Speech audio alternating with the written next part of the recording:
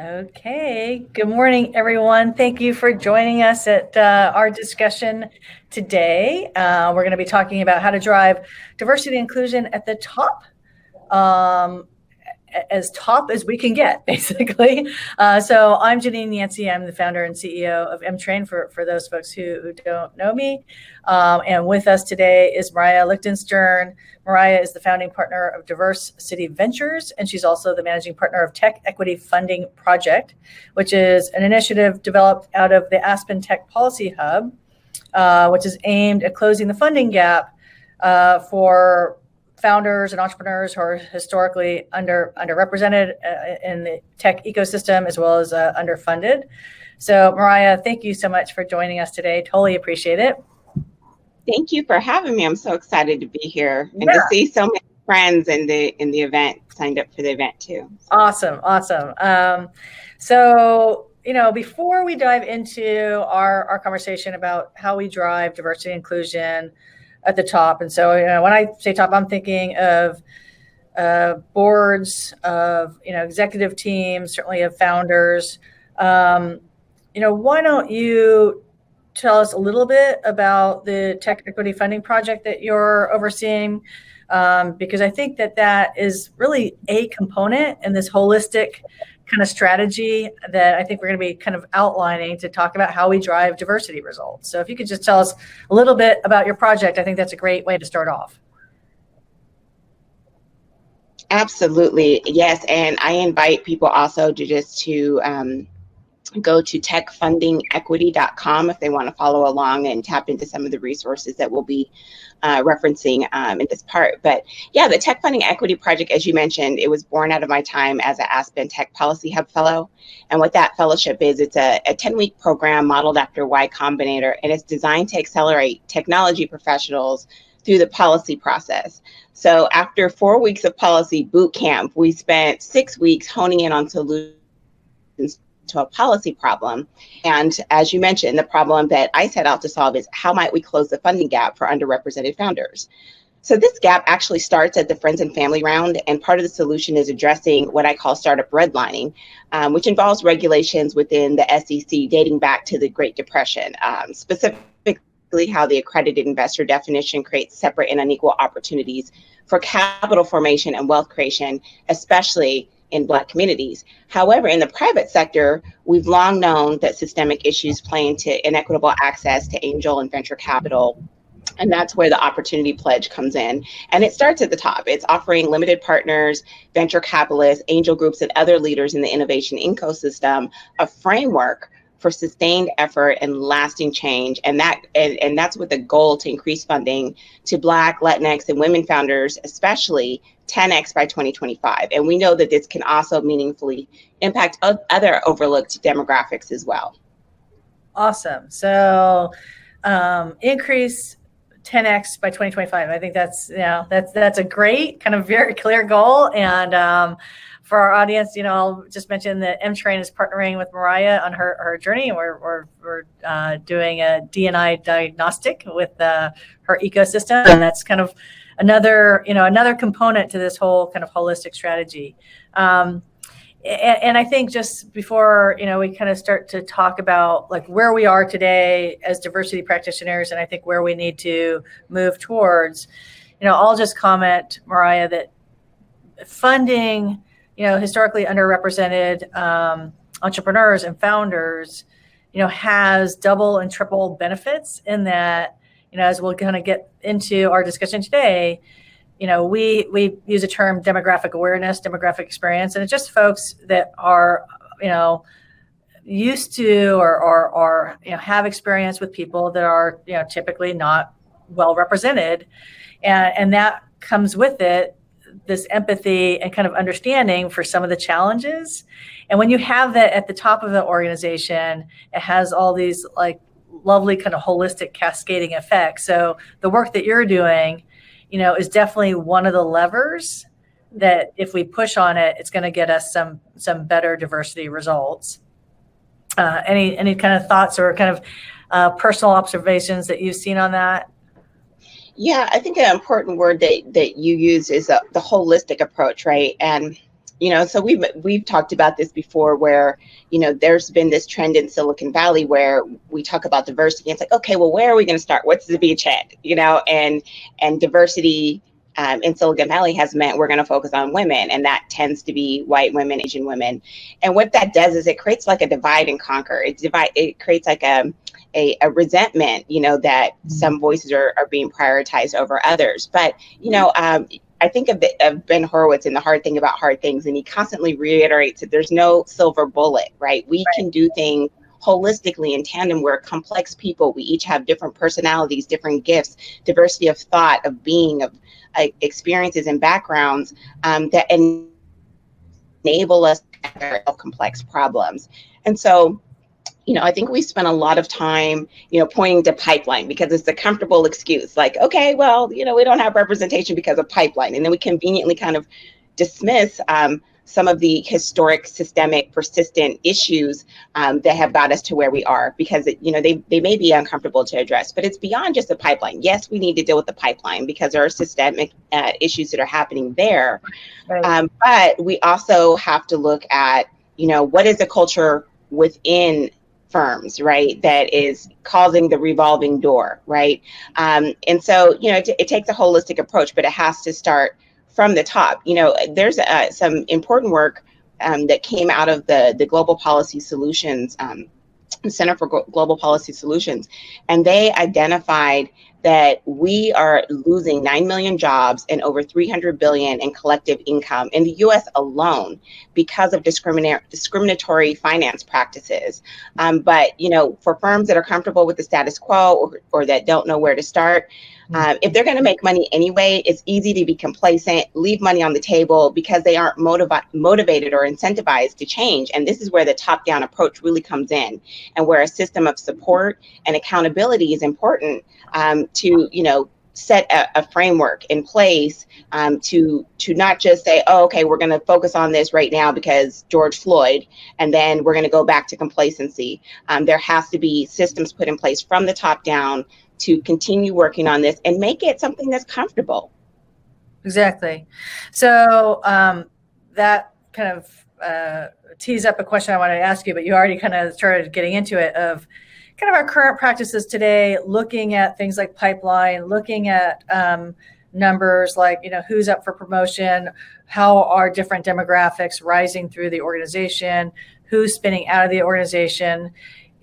And I mean, am I missing, metrics that, are there other metrics that people are tracking? Because those seem to be kind of the key metrics that folks are tracking. Is that what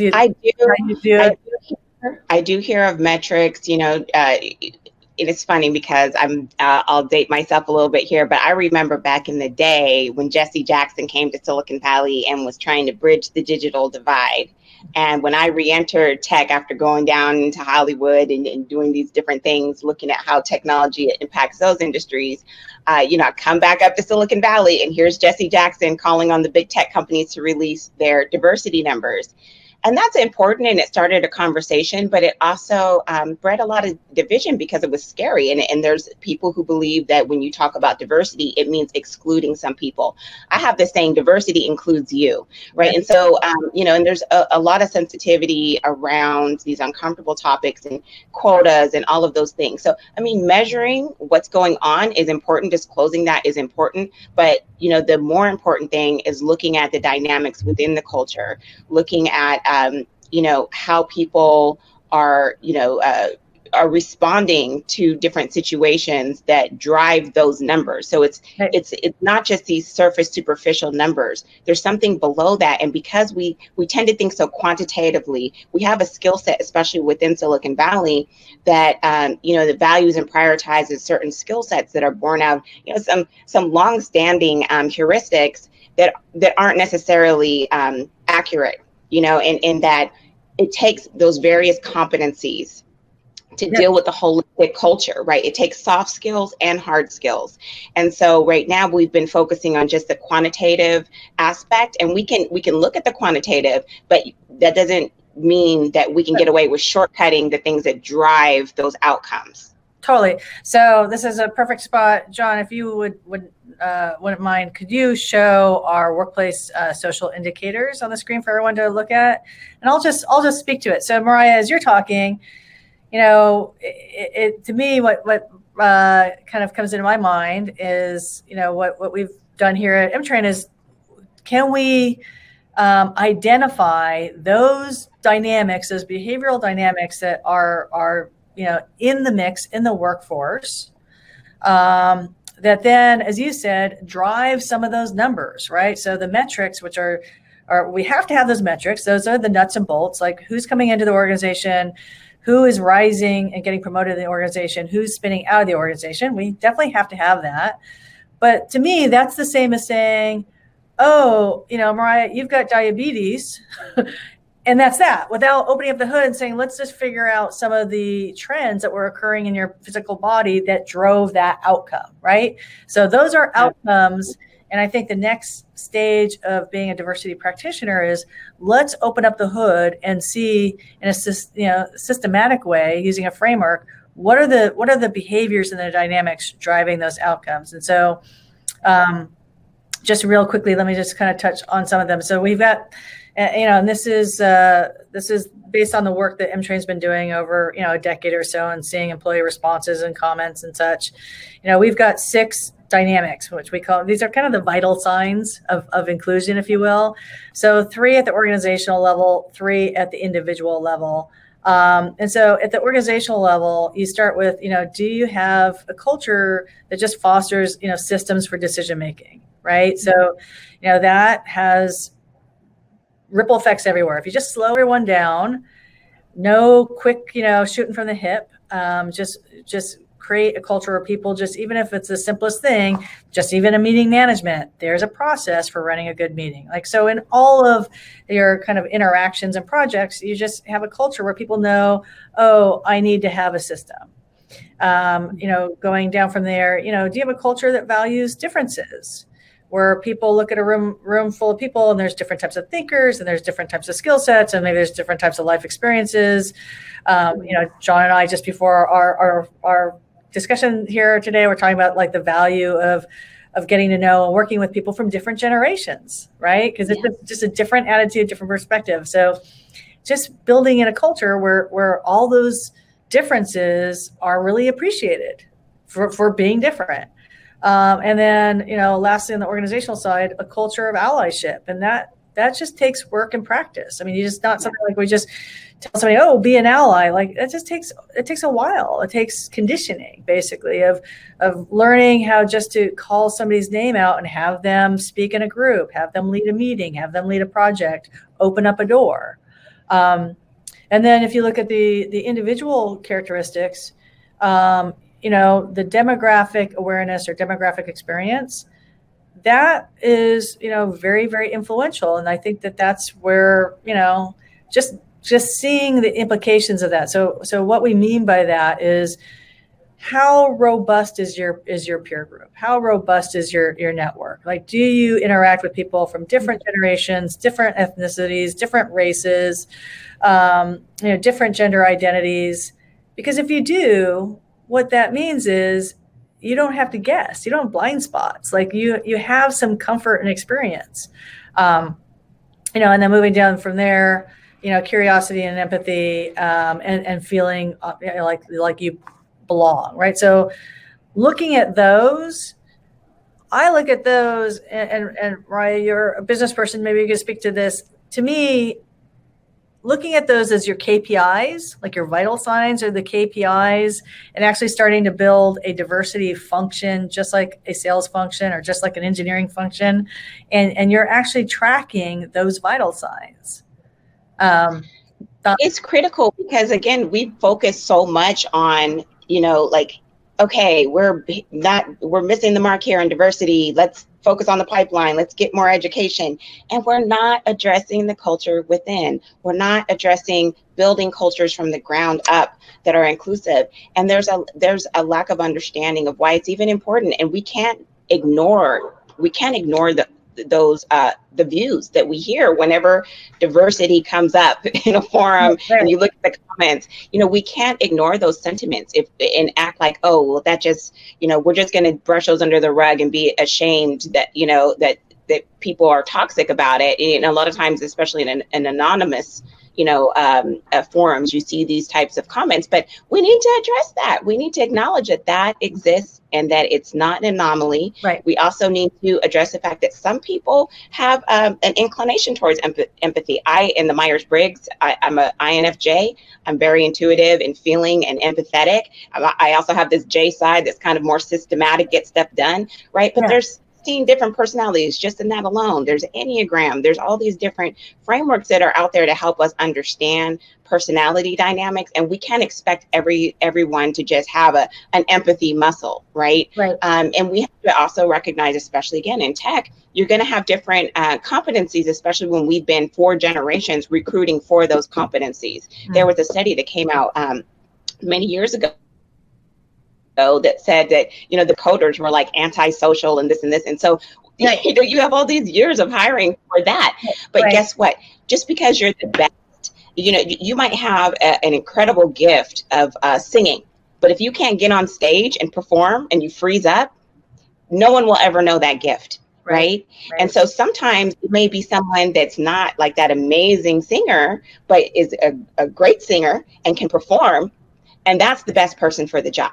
Right. And so, again, there's different skill sets that we bring to the table. And we've been relying on these heuristics. And OK, so this is where we are. But since we have this workforce, just because someone isn't born with or hasn't worked on a certain competency or skill set, be it empathy or other things, doesn't mean they cannot learn. But if we expect them to just accept that we're telling them you have to go from A to Z overnight, you're going to have a problem. It's going to take time, and so that's where, systems like Emtrain, which so elegantly combine, both the information and the benchmarking and the tracking are so key. And one of the things that I love about it is that it does it in a way that is like a safe space. Right? Because you're going to have to go out into the real world and interact with your peers, interact with people that are different, that may be uncomfortable. There may be cognitive dissonance. But if you begin to do that work in a platform where you're safe and you can kind of make mistakes, you can kind of see what other people think, it's a transition. And we can't expect people to go from, crawling to running and winning marathons overnight. That doesn't mean that someone who starts off crawling can eventually run a marathon and be first place for that matter, but it's a process, right? So, yeah. It's totally a process. And I think, one thing that the whole market does that I think is a missed opportunity is I think we just present these ideas like everyone understands what we mean. And like, there's no work, no practice that is necessary.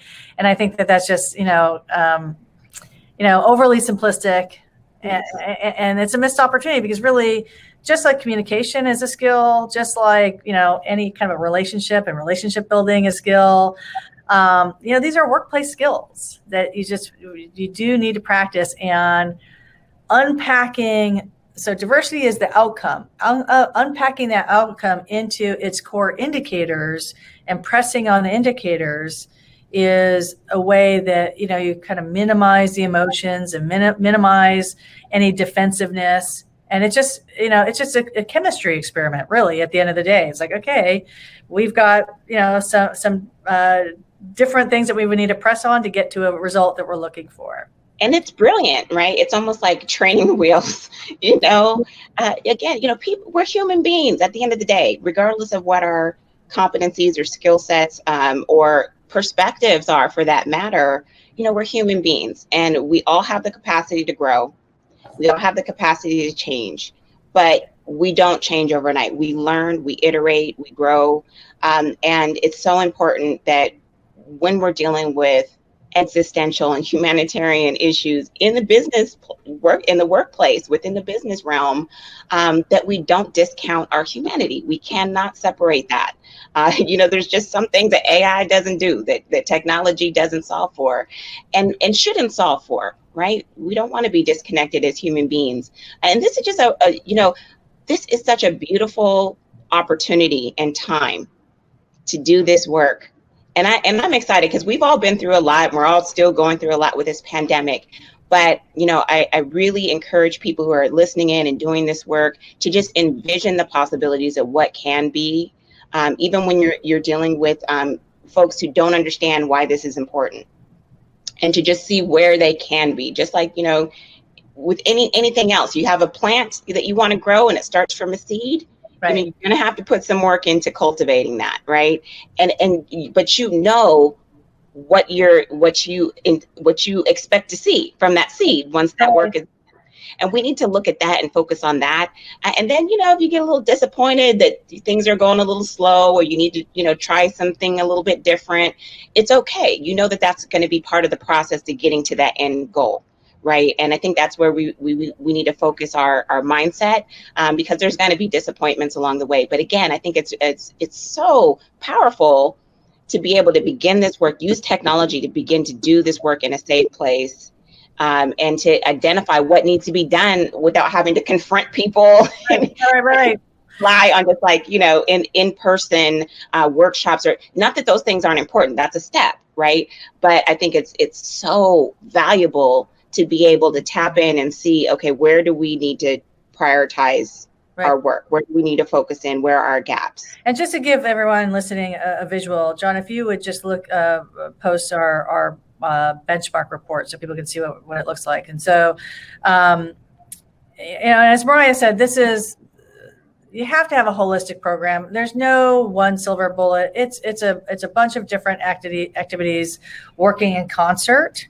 And the one component that we have seen, is effective is using content to provoke engagement, right? So the video scenes that people can relate to, that have opinions on, to provoke engagement, they're all de-identified. They're all, as Mariah said, super safe. So they can say whatever they want to say. And then we pulse them, basically. It's like, okay, so we've just shown you a scene of somebody who can't read a room, for example.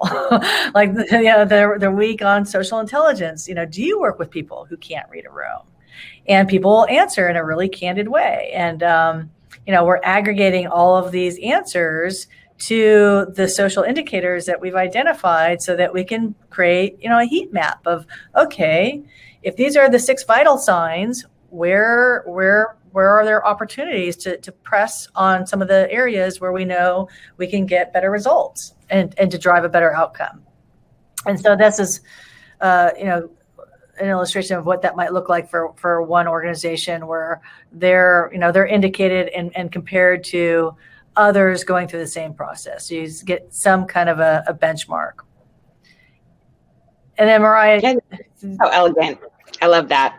Well, and so this to me is at least provides a baseline. So, I always think about, other business functions, and really we should be able to model diversity as a business function, just like you would model marketing, right? So in marketing, you have a marketing funnel and you've got conversion ratios. I mean, you can see and predict what kind of a marketing outcome you're going to get, 30 days, 60 days out, right? Because you're looking at the indicators.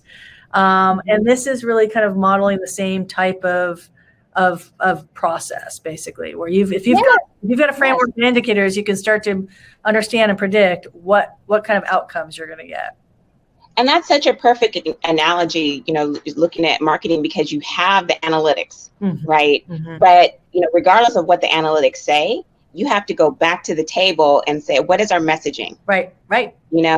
And how is it resonating? Because, the distance between the messaging and the KPIs is the hearts and minds of the people who are receiving that messaging, right? And that's that human element, right?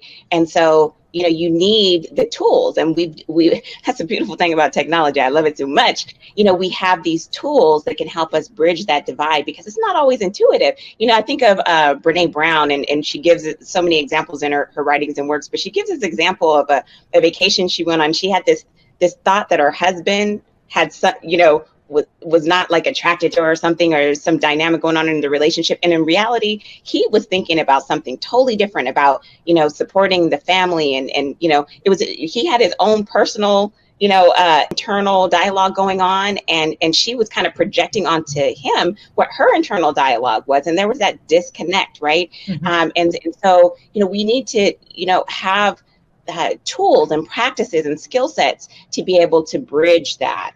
Right. And that's where, not only in collecting the information, but in providing that content, which is a storytelling. And we are hardwired as human beings for storytelling. Big time. And that is such a brilliant bridge. And that's part of really like our first step. Within the opportunity pledge involves, this process of assimilation where you're making the pledge, you're doing the assessment, and you're learning this, information that is going to be required to implement and sustain the lasting change, right? But then you have to move on, and you have to track it, you have to measure it, right? And that takes these tools that we are so fortunate to have technology to address now, right? I'm also excited because, in our work with different organizations, and then we see learners, and a lot of learners that will ask questions. Based on the nature of the questions, we could see that they're actually, a lot of times executives, and they don't feel comfortable asking their HR leaders, right? So this is a safe space for them too. But I think an overriding concern is, I don't want to be the bad person. I don't want to be castigated. Can we say the wrong thing? Yeah. And so this actually helps, that concern, addresses that concern, because if we get a baseline of, hey, this is not, no one's a bad person here. This is just, these are the dynamics we're working with. It's just kind of like a relationship where the communication's bad. Like, it's not that the people are bad people, it's just the communication needs work, right? So same. There may be some bad apples, there may be, but right. A lot of times it's there's a bad apple spoil in the bunch effect, yes. Right? Where like, this is a status quo, I'm going to have to just assimilate into that. And we see that with women and people of color even, right? We look at the board discussion, and they've shown, okay, if you have one woman on the board, she's going to conform probably, right? But if you have 3 women on the board, right, then there's more comfort in speaking up, speaking out, right? So you have those kind of dynamics. But you're right, the majority of people, even if they have, views or sentiments, which are formed by their life experiences and what they've been exposed to, that may not agree that, we need to prioritize diversity, or they don't understand the business case. They may not have ever just been exposed to it, right? And so, yeah, they don't have these views because they're bad people. They have these views because they don't have the data that they need to have a different point of view. And that's where, I think we can incorporate more of the critical thinking framework, which has a logical, I'm a rhetoric major undergrad, right? Yeah. And, I'm a liberal arts major, but rhetoric is actually the foundation, even of when you look at coding languages, it's logic, right? The language is syntax, all of that. It's based on logic and critical thinking, even though it's kind of in the liberal arts domain. It really is a logical framework of looking at both sides of things, looking at multiple sides of things, and evaluating through this a process, the legitimacy, right? And we just haven't had exposure to some of those things. We get caught up in our own little silos and bubbles. And this is especially true in the business realm, because there's so much to learn and master just within business. Right. Yes. Again, when we're in business, ultimately we're dealing with people, and our demographics are changing. Our culture is changing.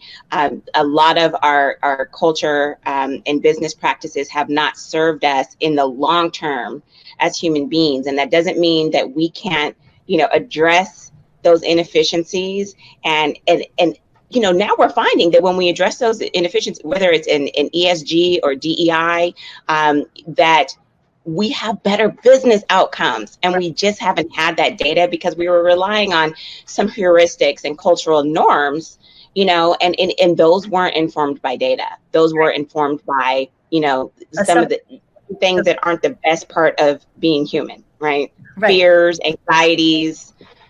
Well, etc. that's where the lack of demographic experience or awareness comes in, and you know, it's if you don't have it, you pay a price for it.